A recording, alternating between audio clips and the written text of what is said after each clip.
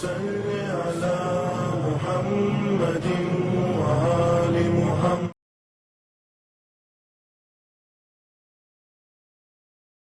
ما شاء اللہ لا حول ولا قوة الا باللہ العلی العظیم. اعوذ باللہ السمیع العلیم من الشیطان اللعین الرجیم. بسم اللہ الرحمن الرحیم.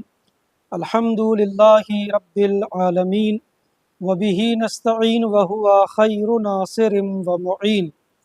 وصلی اللہ علی محمد وآلہ الاطیبین الاطہرین. اللہم صلی علی محمد وآل محمد وعجل فرجہم. اما بعد فقد قال اللہ تبارک وتعالی فی القرآن الکریم. بسم اللہ الرحمن الرحیم. وَاعْلَمُوا أَنَّ فِيكُمْ رَسُولَ اللَّهِ لَوْ يُطِيعُكُمْ فِي كَثِيرٍ مِّنَ الْأَمْرِ لَعَنِتُّمْ وَلَكِنَّ اللَّهَ حَبَّبَ إِلَيْكُمُ الْإِيمَانَ وَزَيَّنَهُ فِي قُلُوبِكُمْ وَكَرَّهَ إِلَيْكُمُ الْكُفْرَ وَالْفُسُوقَ وَالْعِصْيَانَ أُولَئِكَ هُمُ الرَّاشِدُونَ فَضْلًا مِّنَ اللَّهِ وَنِعْمَةً وَاللَّهُ عَلِيمٌ حَكِيمٌ. صدق اللہ العلی العظیم. ناظرین گرامی السلام علیکم ورحمۃ اللہ وبرکاتہ. سورہ حجرات کے اخلاقی پیغامات کے عنوان سے ہم حاضر ہیں اپنی گفتگو کے ساتھ آپ تمام ناظرین کی خدمت میں. آج ہماری گفتگو قرآن مجید کے سورہ حجرات کی 7 اور 8 نمبر کی آیت سے متعلق ہے کہ جس کا ترجمہ پہلے ہم آپ کی خدمت میں بیان کریں گے. 7 نمبر کی آیت میں پروردگار ارشاد فرماتا ہے، اے لوگو جان لو کہ اللہ کا رسول تمہارے درمیان موجود ہے. اگر اللہ کا رسول تمہاری بہت سی باتوں میں، بہت سے امور میں، بہت سے کاموں میں اگر رسول تمہاری اطاعت کر لے تو تم خود زحمت میں پڑ جاؤ گے، مشکل میں گرفتار ہو جاؤ گے. لیکن خدا نے تمہارے لیے ایمان کو محبوب بنایا ہے اور تمہارے دلوں کو نعمت ایمان سے مزین کیا ہے، آراستہ کیا ہے، اور کفر و فسق و عصیان و معصیت کو تم سے پسند نہیں کرتا ہے. در حقیقت یہی لوگ ہدایت یافتہ ہیں. یہ 7 نمبر کی آیت ہے. اس کے بعد 8 نمبر کی آیت میں اللہ فرماتا ہے، اور یہ جن کو اللہ نے ہدایت دی ہے اور جو ہدایت یافتہ ہیں، یہ ہدایت اللہ کی طرف سے ایک فضل ہے اور نعمت ہے، اور اللہ جاننے والا ہے اور حکمت والا ہے. یہ ہے ان دونوں آیات کا ترجمہ جو ہم نے پیش کیا. یہ دونوں آیتیں یا 7 نمبر کی آیت متصل ہے، اس کا تعلق 6 نمبر کی آیت سے ہے کہ جس میں ہم پہلے بیان کر چکے ہیں کہ 6 نمبر کی آیت میں اللہ نے فرمایا تھا کہ اگر کوئی فاسق تمہارے پاس کوئی خبر لے کے آ رہا ہے تو تم اس کی خبر پر فوراً یقین نہ کرو، بلکہ پہلے اس کی تحقیق کرو، اس کے بعد اگر وہ لائق عمل ہے تو اس پہ عمل کرو.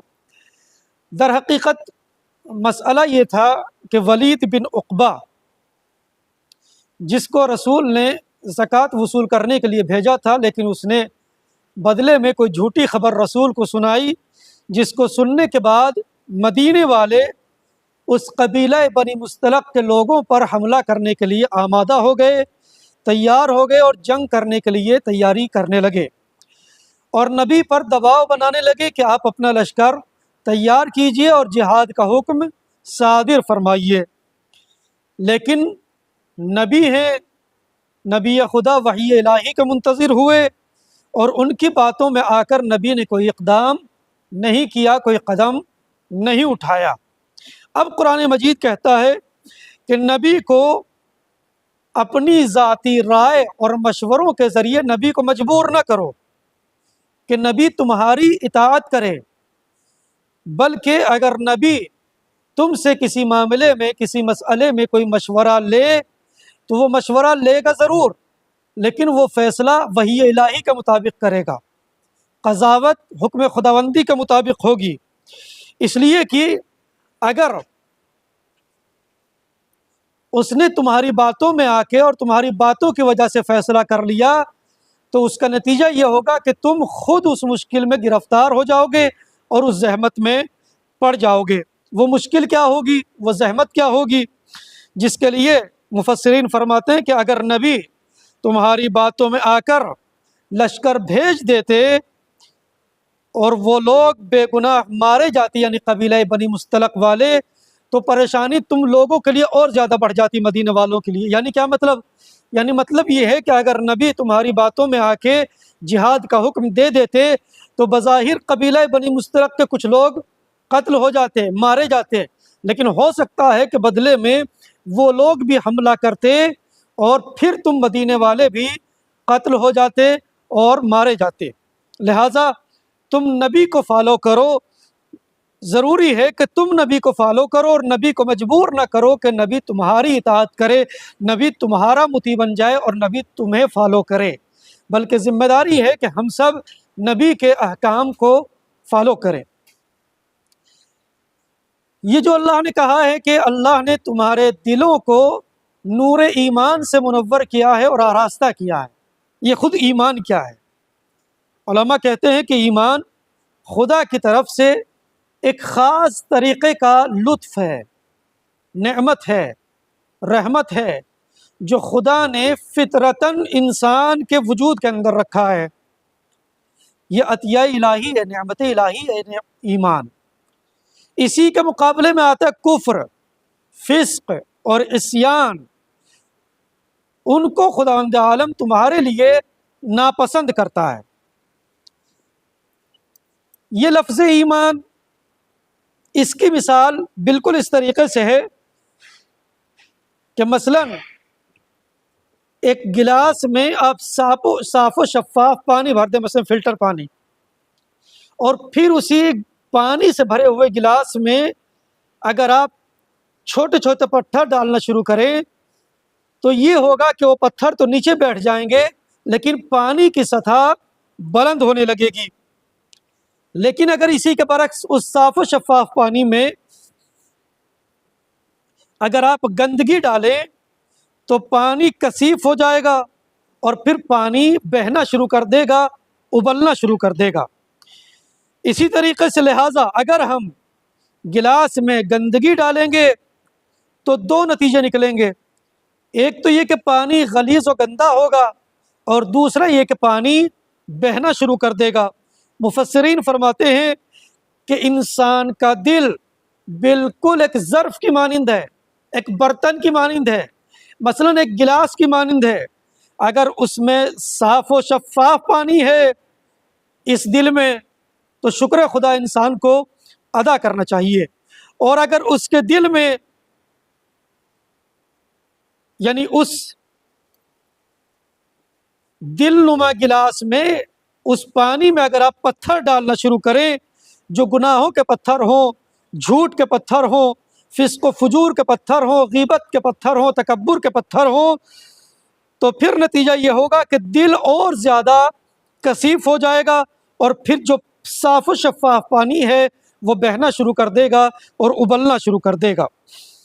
لہٰذا اس دل کو اور اس ایمان کو ہمیں اور آپ کو اس کی حفاظت کرنی ہے کہ اس کے اندر غلاظت نہ جانے پائے، کثافت نہ جانے پائے، اس لیے کہ ضروری ہے کہ اس صاف پانی کی حفاظت کریں، اور اگر حفاظت نہیں کریں گے تو ایمان والے دل میں گناہ آ جائیں گے۔ جس دل کو اللہ نے نور ایمان سے منور کیا ہے وہ دل ہمارا گناہوں کا بسیرا بن جائے گا، اور اگر اس میں گناہ آ جائیں گے تو پھر یہ ہوگا کہ پھر ہماری اس کو دل کو پاک کرنے کی اور صاف کرنے کی ذمہ داری زیادہ بڑھ جائے گی۔ اس کو ہم پاک کیسے کریں گے، صاف کیسے کریں گے، اس کے بھی طریقے معصومین نے، علماء نے بیان فرمائے ہیں۔ ان کو تلاوت قرآن کے ذریعے سے پاک کریں، دل کو صدقے کے ذریعے پاک کریں، اور اس کے بعد